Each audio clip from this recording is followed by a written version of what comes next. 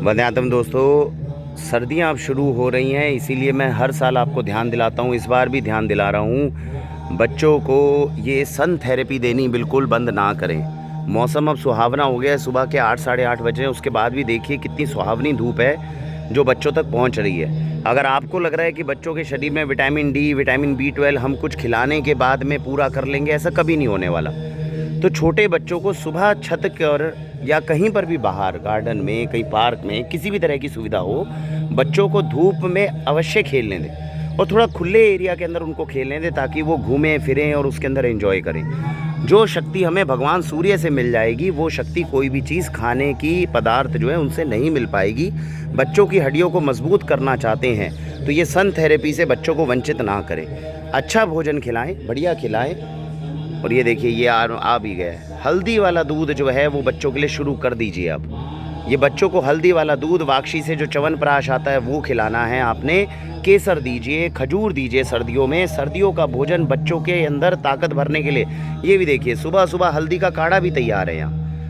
ये कुछ चीज़ें हैं जिनके बारे में आपको वाक्षी से संपर्क करके अगर आप सेवन करते हैं, ये 4 महीने, अब नवंबर, दिसंबर, जनवरी, फरवरी, पूरे साल में ये 4 महीने हैं बच्चों को पोषण और ताकत देने की। चाहे वो भगवान सूर्य से हो, चाहे आपको खाद्य पदार्थों से हो, शक्ति और पोषण देने के लिए ये 4 महीने सबसे ज़्यादा प्रसिद्ध होते हैं। संपर्क करके रखें, वाक्षी में लगातार पूछते रहें कि हमारे घर के अंदर ये सदस्य, इनकी ये उम्र है, इनके लिए क्या हम बेहतर कर सकते हैं। क्योंकि ये 4 महीने खाने पीने के होते हैं, इनमें अच्छे से बच्चों को खिलाइए पिलाइए, अच्छे से उनकी ताकत बढ़ाइए और हर तरीके से ये सोचिए कि उनके अंदर पोषण कैसे पहुँच पाएगा।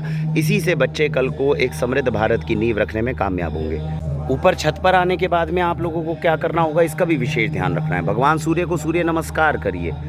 कुछ नहीं है, साथ में खड़े होकर पति है, पत्नी है, बच्चे हैं, सभी मिलकर एक्सरसाइज करिए। ये साउंड थेरेपी चल रही है साथ में। देखिए बहुत सारी चीज़ें हैं जो हमारी कल्चर के अंदर, संस्कृति के अंदर है। इसमें रुद्री पाठ चल रहा है, ये साउंड थेरेपी बच्चों तक पहुंच रही है। सुबह सुबह मंत्रोच्चारण करते हुए बच्चों के साथ में। आजकल हम जिम जाते हैं, गाने चलाते हैं, वेस्टर्न गाने चलाते हैं। ठीक है, आपके अंदर का अगर मूड काम कर रहा है और आपको वो गाने करके भी आप एक्सरसाइज करेंगे तो बुरी बात नहीं है। लेकिन मंत्रोच्चारण करने के बाद में इस तरह के ना जाने कितने पाठ हैं हमारी शास्त्रीय संस्कृति के अंदर। आप अगर इनका उच्चारण करते हुए, इनका श्रवण करते हुए बच्चों के साथ एक्सरसाइज करते हैं, हल्दी का काढ़ा सर्दियों में पीते हैं, बच्चों को हल्दी का दूध पिलाते हैं, जो सोना चांदी च्यवनप्राश वाक्षी पे है वो बच्चों को खिलाते हैं, भगवान सूर्य का आशीर्वाद उन्हें सुबह दिलवाते हैं, भगवान सूर्य को अर्घ दिलवाते हैं, ये सभी वो नित्य कर्म है, इनको करिए। ये बच्चों के शरीर को वज्र के समान मजबूत करने में कल को हमारी मदद करेंगे। मानसिक रूप से भी, बौद्धिक रूप से भी और शक्ति शारीरिक रूप से भी बच्चों को बहुत सशक्त करेंगे। एक वीडियो से काफ़ी संदेश जाते हैं आपके पास में। कई बार ये देखिए बहाना होता है, बच्चे सो रहे थे जी, हम नहीं लेकर आ पाए।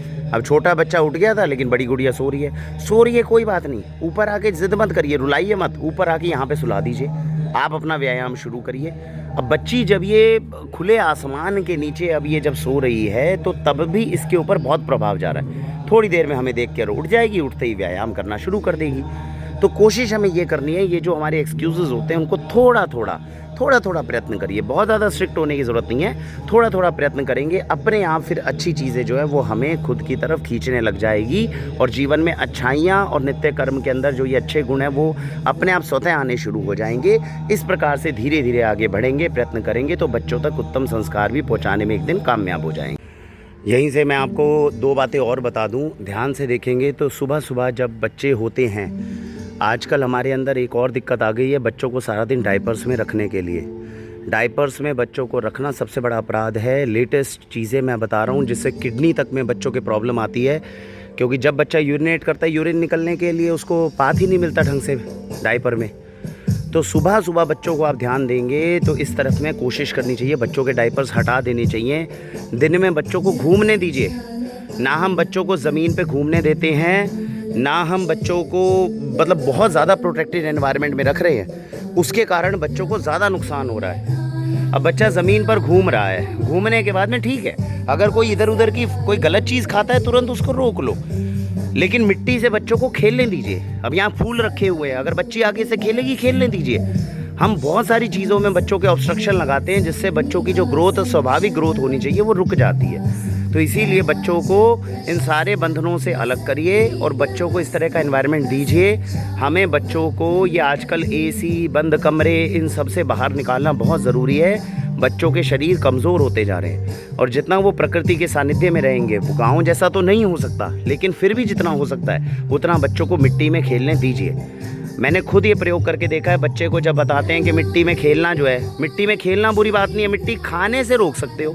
तो जब बच्चा खाता है तो उसको सिर्फ ये बताना है, बेटा ये खाते नहीं है, इससे नुकसान होती है, खेल लो आप, कोई बात नहीं। अपनी बड़ी बच्ची को समझाया, वो अब हमेशा खेलती है, वो खाती नहीं है। तो हमें विकल्प देने हैं बच्चों को, और इस तरीके से अगर विकल्प देंगे तो मुझे लगता है कि बच्चों को ज़्यादा बेटर तरीके से हम आगे मदद कर पाएंगे।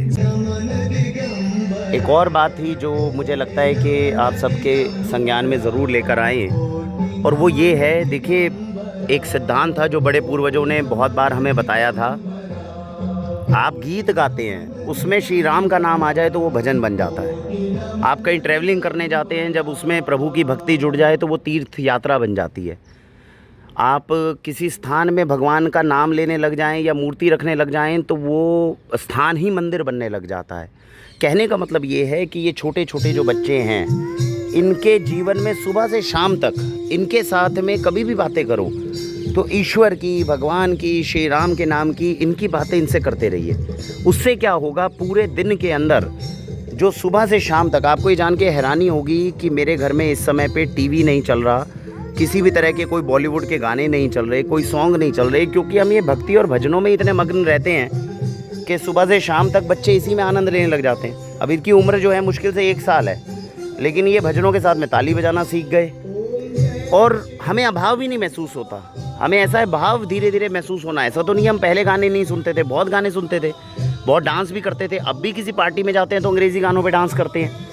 लेकिन कहने का मतलब ये है कि जब सुबह से शाम तक आप ईश्वर के सानिध्य में रहना आरंभ कर देते हैं, फिर आपको किसी और चीज़ों की आवश्यकता महसूस नहीं होती।